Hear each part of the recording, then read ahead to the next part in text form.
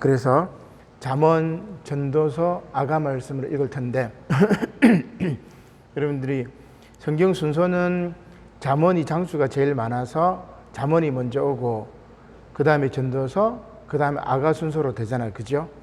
그런데 오늘 우리가 읽을 거는 아가서 먼저 읽고 그리고 잠언, 전도서 순서로 빨리 읽으려고 합니다. 그래서 여러분 칠판 한번 보시면은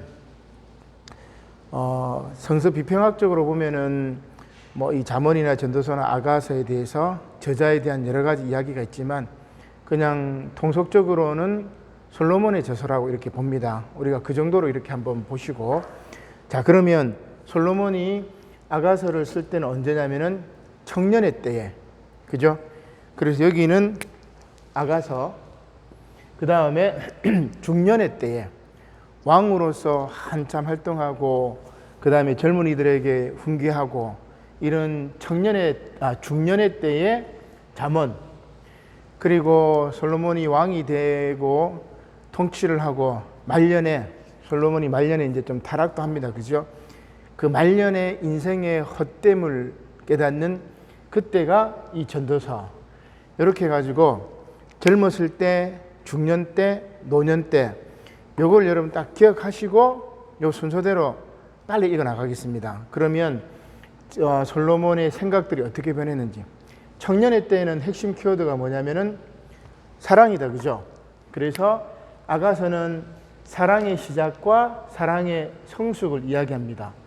사랑이 시작되고 하나가 되고 사랑의 아픔이 있고 마침내 사랑의 기쁨이 있고, 그 다음에 잠언은 젊은이들에게 주는 지혜, 그리고 모든 사람들에게 주는 지혜, 이렇게 크게 두 부분으로 나눠집니다. 그래서 모든 사람에게 주는 지혜에게는 지혜의 목적이 뭐냐, 그 다음에 너희들이 지혜를 얻어라, 그리고 지혜의 교훈, 지혜로운 삶이 뭐냐, 이런 얘기예요. 그 다음에 우리가 이제 잘 아는 전도서는 헛되니 모든 것이 헛되다, 허무에 대한 이야기죠. 서론이 허무에 대해서 이야기를 합니다. 그 다음에 헛됨의 증거를 경험으로서, 관찰로서 살펴보고, 그리고 인생의 허무에 대해서 이야기를 하고, 그러면 어떻게 우리가 세상을 살아야 되느냐, 모든 인생이 다 허무인데 당장 뭐 죽어야 되느냐, 그게 아니죠. 세상 사는 비법을 또 가르쳐 줍니다. 하나님을 경외하는 거죠. 그 다음에 결론으로는 삶에 대한 조언, 이러한 허무한 세상 속에서 우리가 어떻게 살아야 되느냐, 노년의 솔로몬이 삶에 대한 조언을 이렇게 들려줘요. 그래서 사랑에 대한 이야기, 삶의 지혜에 대한 이야기, 허무에 대한 이야기, 산으로 치면은 이렇게 올라갔다가 이렇게 내려오는 거, 등산했다가 하산하는 거, 혹은 아침에 태양이 떴다가, 그죠? 중천에 탁 태양이 비쳤다가, 이때가 아가서겠죠. 그 다음에 오후 한 서너 시쯤 이렇게 그러면 이때는 무르익었던 중년의 때고, 그 다음에 해가 착 저물 때, 그죠? 노을이 탁 일고 할 때, 저녁 노을이 일 때, 그때가 전도서라고 이렇게 볼 수 있습니다. 그러니까 요 순서를 여러분 잘 생각하고 아가서부터 1장부터 핵심을 빨리 읽겠습니다. 그러면 이게 하나의 스토리가 딱 깨어질 것 같아요. 자, 아가서 1장은 이제 사랑에 빠지는 거죠. 1장은 사랑의 강구입니다. 1장 7절 시작. 내 마음으로 사랑하는 자야, 내가 양치는 곳과 정오에 쉬게 하는 곳을 내게 말하라. 내가 내 친구의 양떼 곁에서 어찌 얼굴을 가린 자 같이 되랴. 목동과 그리고 여인과의 사랑의 이야기, 솔로몬과 뭐 여인과 이렇게도 연결할 수도 있고, 이스라엘과 하나님 이렇게도 연결할 수 있습니다. 자, 이렇게 사랑을 강구했으니까 2장에는 사랑의 응답이 있겠죠. 2장 10절입니다. 시작. 나의 사랑하는 자가 내게 말하여 이르기를, 나의 사랑 내 어여쁜 자야, 일어나서 함께 가자. 이렇게 사랑을 강구하고 사랑의 응답을 받았으니까 사랑으로 하나가 되죠. 결혼을 하는 겁니다. 3장 11절입니다. 시작. 시온의 딸들아 나와서 솔로몬 왕을 보라. 혼인날 마음이 기쁠 때에 그의 어머니가 씌운 왕관이 그 머리에 있구나. 결혼을 했죠. 그리고 신랑이 사랑 고백합니다. 4장 1절 시작. 내 사랑 너는 어여쁘고 어여쁘다. 노을 속에 있는 내 눈이 비둘기 같고 내 머리털은 길르앗산 기슭에 누운 염소떼 같구나. 이렇게 사랑이 시작이 되었어요. 이렇게 하고 해피엔딩으로 끝나면 되는데 그렇지 않습니다. 갈등이 생깁니다. 사랑의 아픔이 드러나게 되죠. 자, 불러도 응답이 없었던 그 목동에 대한 안타까움 이야기인데 5장 6절입니다. 시작. 내가 내 사랑하는 자를 위하여 문을 열었으나 그는 벌써 물러갔네. 그가 말할 때에 내 혼이 나갔구나. 내가 그를 찾아도 못 만났고 불러도 응답이 없었노라. 사랑의 갈등이 시작이 되었습니다. 그리고 그 갈등을 극복하는 것이 사랑의 회복이죠. 6장 1절입니다. 시작. 여자들 가운데에서 어여쁜 자야, 내 사랑하는 자가 어디로 갔는가? 내 사랑하는 자가 어디로 돌아갔는가? 우리가 너와 함께 찾으리라. 떠났던 목동을 이제 찾는 거죠. 그리고 마침내 다시 찾아서 사랑의 승리가 이루어집니다. 7장 10절입니다. 시작. 나는 내 사랑하는 자에게 속하였도다. 그가 나를 사모하는구나. 11절. 내 사랑하는 자야, 우리가 함께 들러가서 동네에서 유숙하다. 그리고 마지막 이제 피날레, 사랑의 기쁨인데 사랑의 완성이죠. 8장 6절 시작. 너는 나를 도장같이 마음에 품고 도장같이 팔에 두라. 사랑은 죽음같이 강하고. 아멘. 거기까지 제일 중요한 말이죠. 사랑은 죽음같이 강하고. 이렇게 사랑의 완성으로 이루어지는 겁니다. 그러니까 이 사랑 이야기니까 여러분들이 나중에 시간을 내어서 한번 차근히 이렇게 읽어보시면 좋겠습니다. 자, 두 번째, 솔로몬이 중년의 때에 이제 잠언으로서 젊은 사람들에게 지혜를 나누어 주고 모든 사람들에게 지혜로운 삶이 뭔지를 이야기하는 겁니다. 자, 그래서 1장부터 10장까지 한 3분의 1 정도는 젊은이에게 이야기하는 지혜입니다. 자, 1장 7절은 지혜의 목적이죠. 같이 읽겠습니다. 1장 7절 시작. 여호와를 경외하는 것이 지식의 근본이거늘 미련한 자는 지혜와 훈계를 멸시하느니라. 2장은 완전한 지혜입니다. 2장 20절 시작. 지혜가 너를 선한 자의 길로 행하게 하며 또 의인의 길을 지키게 하리니. 3장은 지혜의 가치입니다. 지혜의 가치에 대한 이야기는 3장 35절 같이 읽겠습니다. 시작. 지혜로운 자는 영광을 기업으로 받거니와 미련한 자의 영달함은 수치가 되느니라. 이만큼 지혜가 가치 있고, 그 다음 의인의 길을 4장에서 이야기합니다. 4장 18절이죠.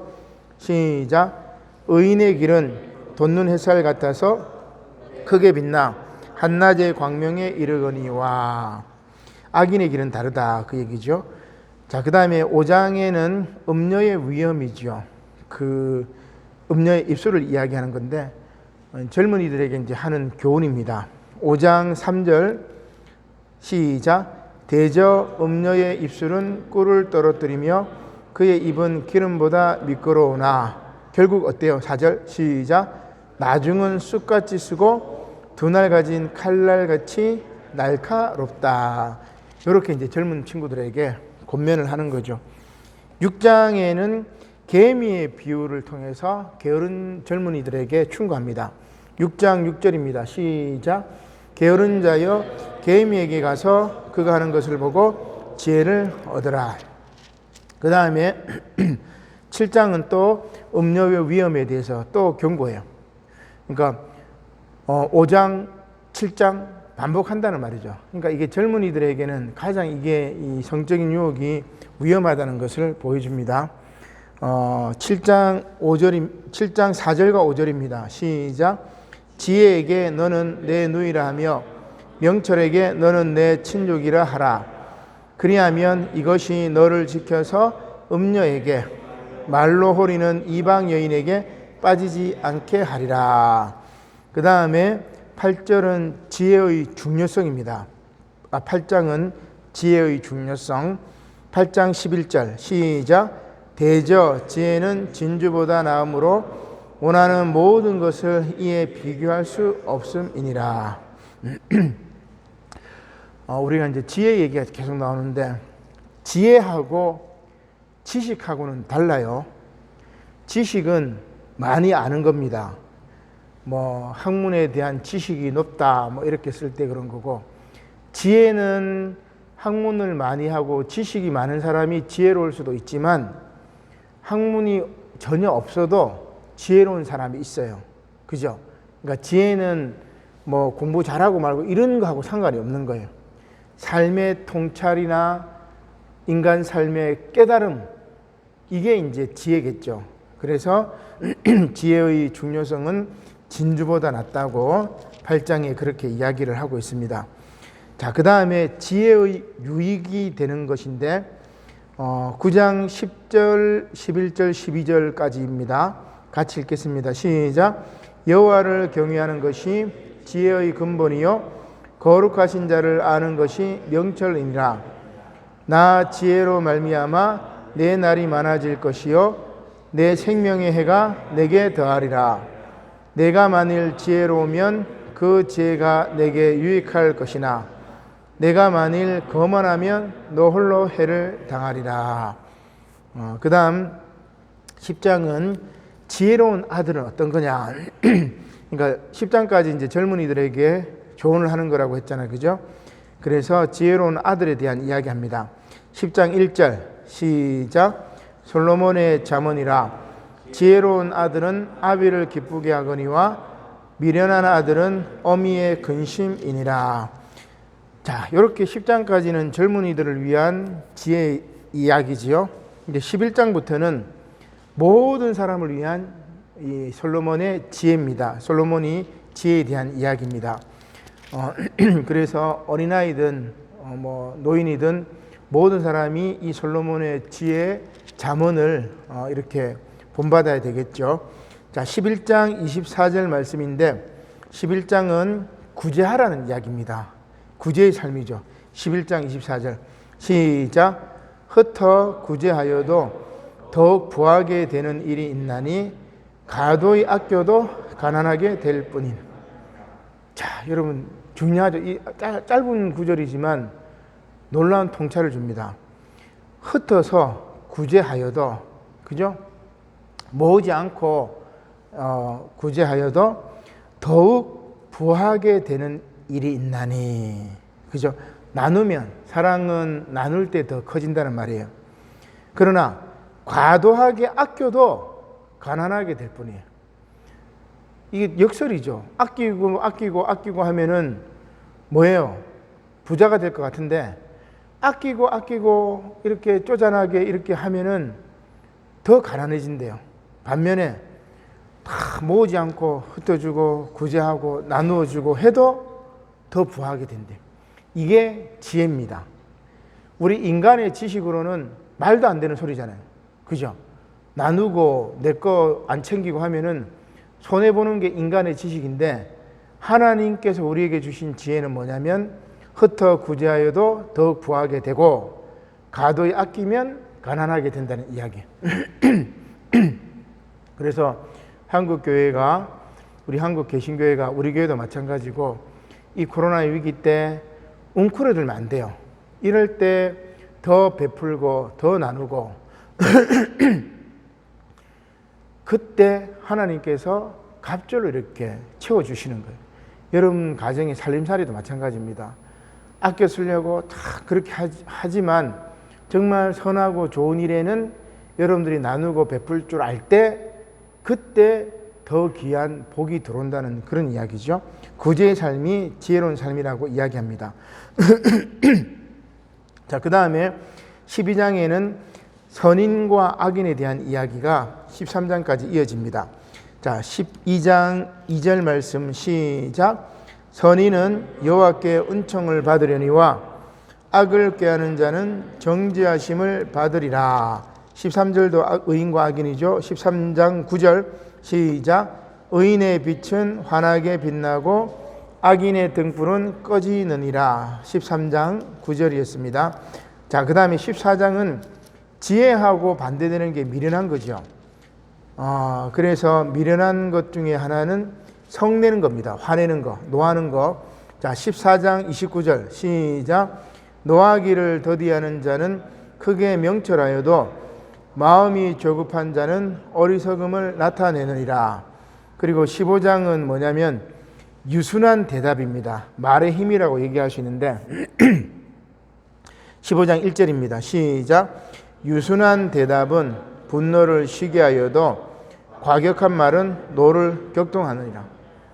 우리 모두에게 다 해당이 된 거예요. 그죠? 유순한 대답은 분노를 쉬게 하여도 과격한 말은 노를 격동하느니라. 서로 흥분해가 말을 팍팍 해버리면 그냥 싸움 나요. 그런데 한 사람이 흥분했을 때 다른 한 사람이 차분하게, 그죠? 참을인자 세 개면은 살인을 면하잖아요. 근데 우리는 그렇게 지혜로운 사람이 많이 없어요. 그냥 자기 기분 나쁘다고 팍팍 해버리고 하니까 상대방도 기분 나쁘다고 팍팍 해버리고, 그게 교인들이 그렇게 돼버리면은 그건 교회가 아니죠. 그건 지옥입니다. 지옥. 그러니까 이런 게 우리가 지혜를 못 배움.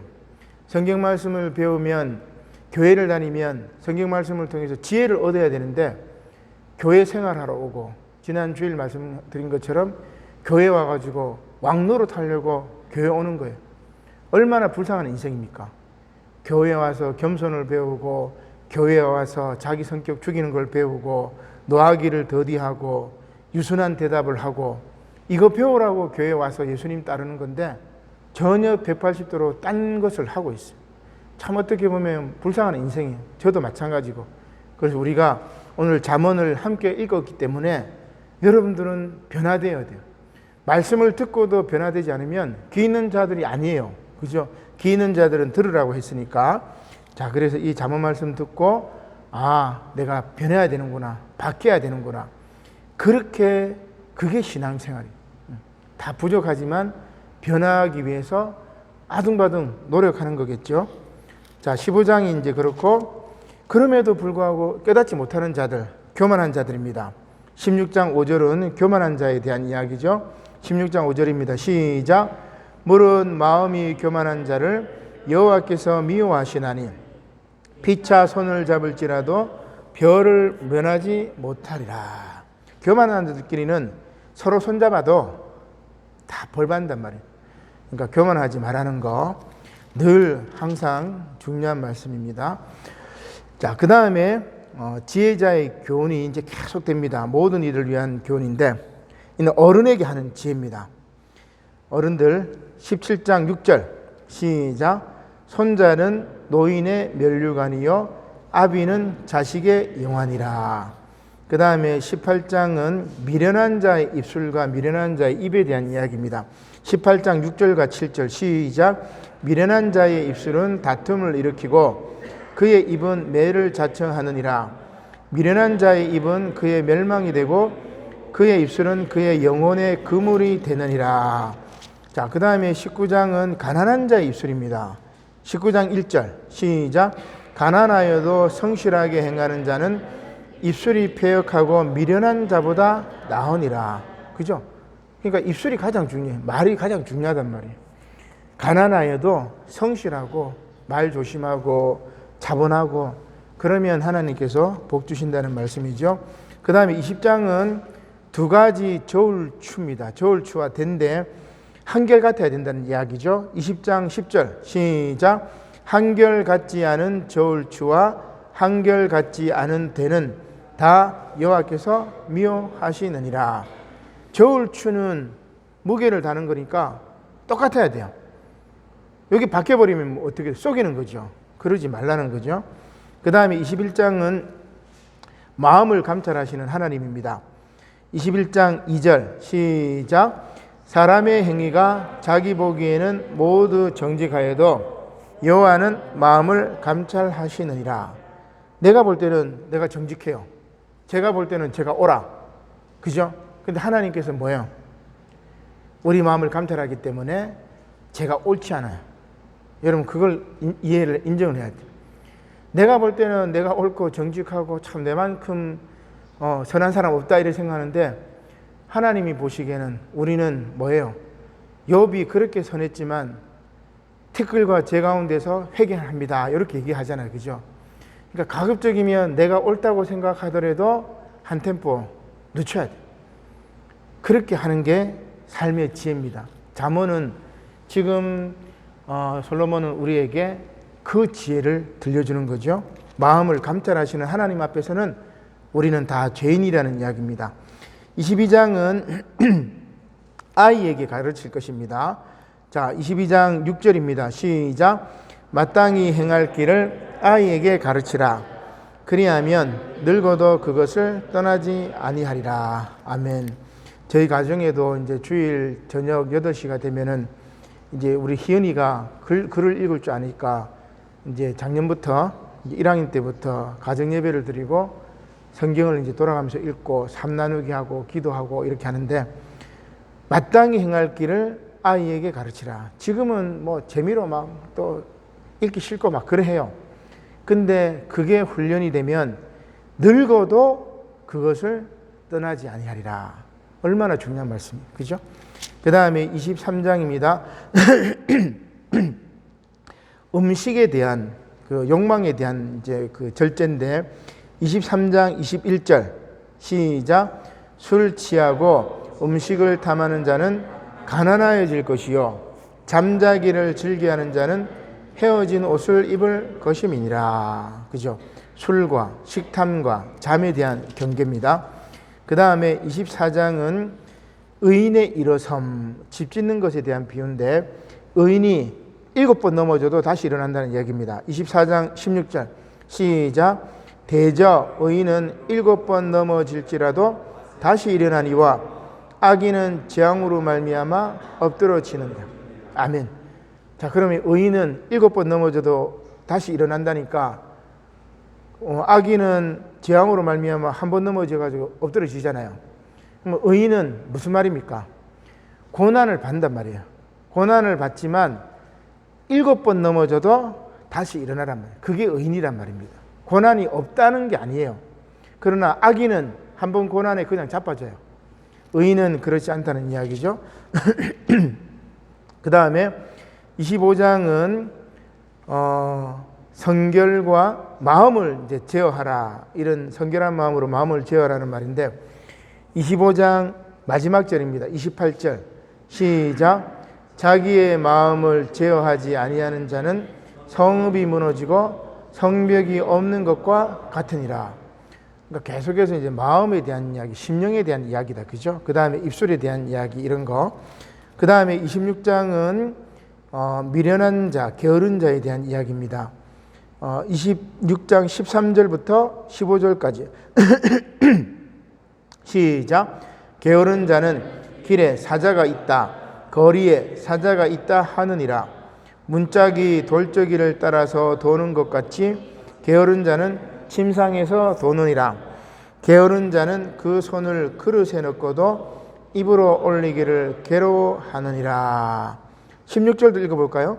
게으른 자는 사리에 맞게 대답하는 사람 7보다 자기를 지혜롭게 여기느라. 그죠?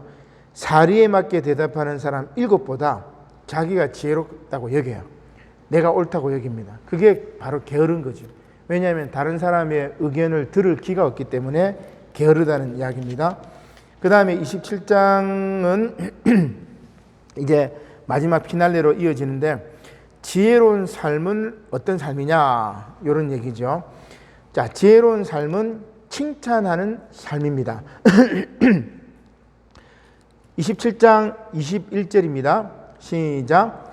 도가니로 은을 풀무로 금을 칭찬으로 사람을 단련하느니라. 그래서 가급적이면 칭찬을 많이 해줘요. 우리 아동부에도 보면 도엽이가 아주 기가 셉니다.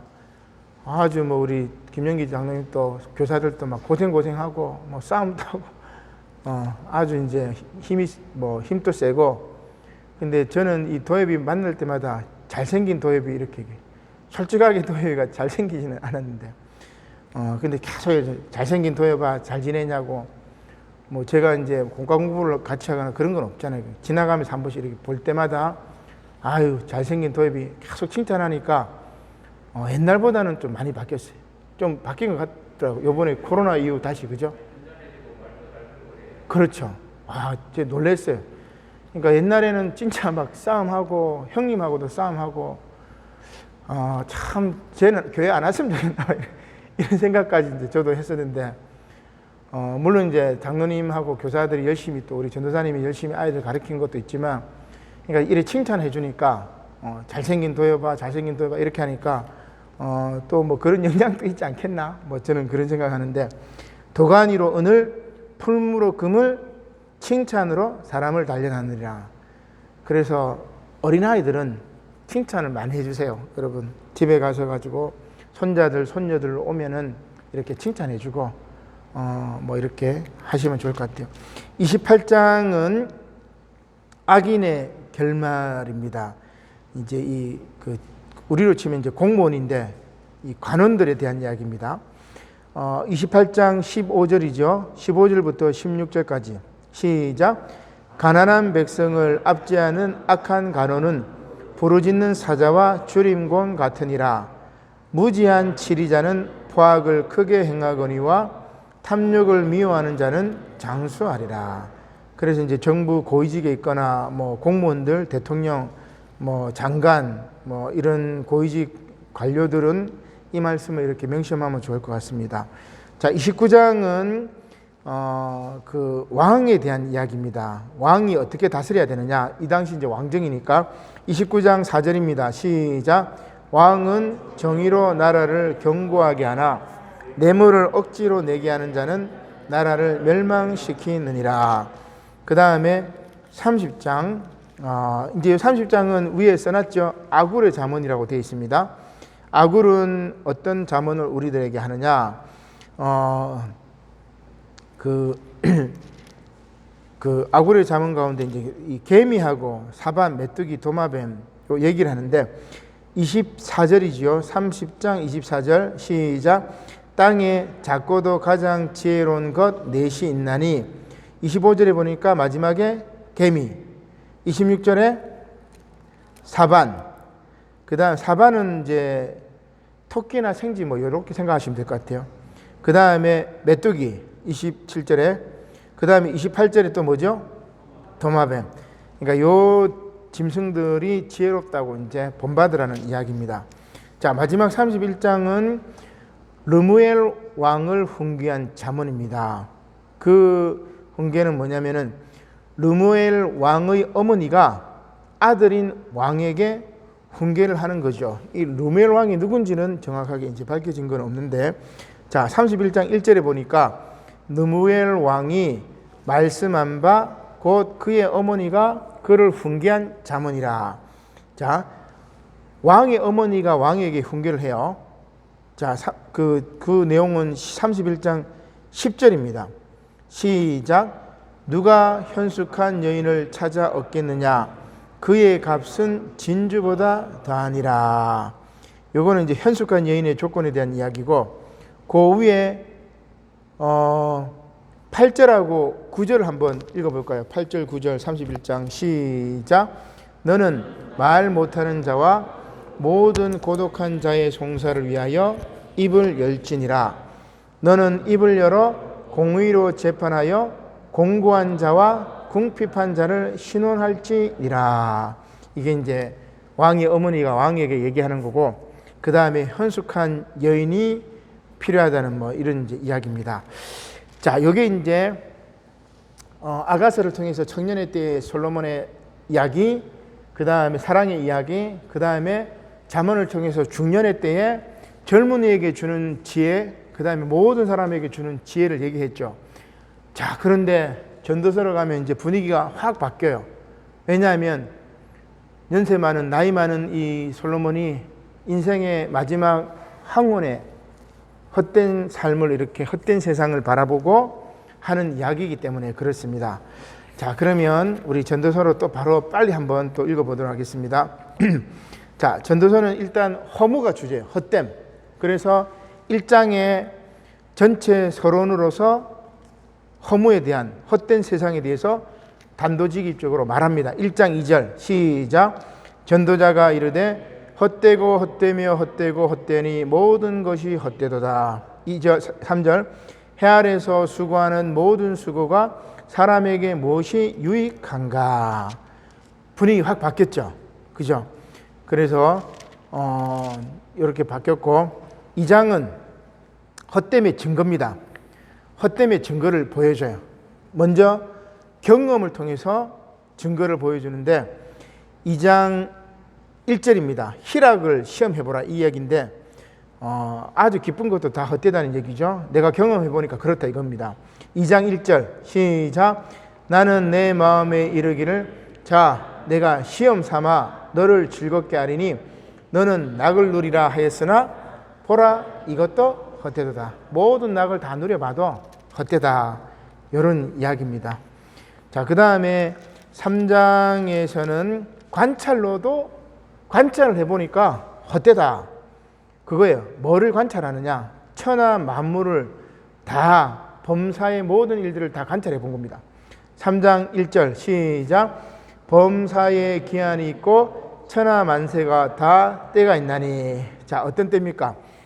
제가 읽어볼게요. 날 때가 있고 죽을 때가 있고 심을 때가 있고 심은 것을 뽑을 때가 있고 죽일 때가 있고 치료할 때가 있고 헐 때가 있고 세울 때가 있고 울 때가 있고 웃을 때가 있고 슬퍼할 때가 있고 춤출 때가 있으며 돌을 던져버릴 때가 있고 돌을 거둘 때가 있으며 안을 때가 있고 아는 것을 멀리할 때가 있으며 찾을 때가 있고 잃을 때가 있으며 지킬 때가 있고 버릴 때가 있으며 찢을 때가 있고 꿰맬 때가 있으며 잠잠할 때가 있고 말할 때가 있으며 사랑할 때가 있고 미워할 때가 있으며 전쟁할 때가 있고 평화할 때가 있느니라. 그런데 이 모든 천하 만사를 다 살펴보니까 범사에 기한이 있다는 말이에요. 끝이 있다는 말이에요. 그래서 결국은 헛되다 요 얘기죠. 자, 그 다음에 또 한번 관찰합니다. 인간의 모든 노력도 다 헛되다 이거예요. 4장 4절 시작. 내가 또 본즉 사람이 모든 수고와 모든 죄주로 말미암아 이웃에게 시기를 받으니 이것도 헛되어 바람을 잡는 것이로다. 자, 그 다음에 헛됨의 증거를 이제 인생에서 딱 찾아봅니다. 우리 인생의 한계를 보여주는 거죠. 이게 욥기에 나오는 주제 말씀하고 연결이 되는데 5장 2절입니다. 너무너무 중요한 말씀이죠. 5장 2절 말씀 시작. 너는 하나님 앞에서 함부로 입을 열지 말며 급한 마음으로 말을 내지 말라. 하나님은 하늘에 계시고 너는 땅에 있음이니라. 그런즉 마땅히 말을 적게 할 것이니라. 아멘. 자, 여기 보니까 하나님은 어디에 계시고 너는 인간이죠. 인간은 어디 있고? 자, 하나님과 인간의 질적 차이죠. 이게 20세기 최고의 신학자라고 얘기할 수 있는 칼 바르트가 이 구절을 인용해 가지고 하나님은 하늘에 너 인간은 땅에 탁 외치면서 독일이 뭡니까? 그 히틀러도 마찬가지고 2차 세계대전 쫙 일으켰을 때 많은 독일 교회 목사님들이 히틀러를 추종해요. 독일 우월주의니까 아리안 우월주의. 그때 보네포 목사님은 뭡니까? 미친 운전사 얘기하면서 그 정강훈 씨도 그걸 인용하고 그러던데, 그러니까 보네포 목사님은 히틀러를 암살하기 위해서 잡혀가지고 처형당해 죽습니다. 그리고 모든 이 목사들이 교회가 히틀러를 추종할 때 나인, 노 하면서 하나님은 하늘에 계시고 너는 땅에 있다. 인간의 한계를 탁 얘기하면서 정통주의를 복원을 시켜요. 그게 이제 신정통주의인데 우리나라에서는 이 신정통주의가 자유주의 신학으로 오해를 받은, 그 이제 너무 보수주의가 많기 때문에 근본주의자들 때문에 그렇습니다. 그러나 우리 기장교단은 이 신정통주의 신학, 세계가 인정하는 그 신정통주의, 그 정통주의에 서 있는 신학이고 또 그런 신앙이라고 할 수 있어요. 이 칼 바르트가 인용했던 게 바로 이거예요. 하나님은 하늘에 계시고 너는 땅에 있음이라. 인간과 하나님의 질적인 차이. 그리고 우리가 욥기 할 때 했잖아요, 그죠? 인간 욥의 비극은 존재론적인 비극이라고 얘기했단 말이에요. 피조물로서의 한계가 있기 때문에. 자, 그다음 전도서 6장은 이제 재물과 자녀와 장수, 오래 사는 것도 다 헛되다는 겁니다. 그러니까 뭐 진짜 다 헛되다고 이야기를 하죠. 자, 6장 2절 말씀 시작. 어떤 사람은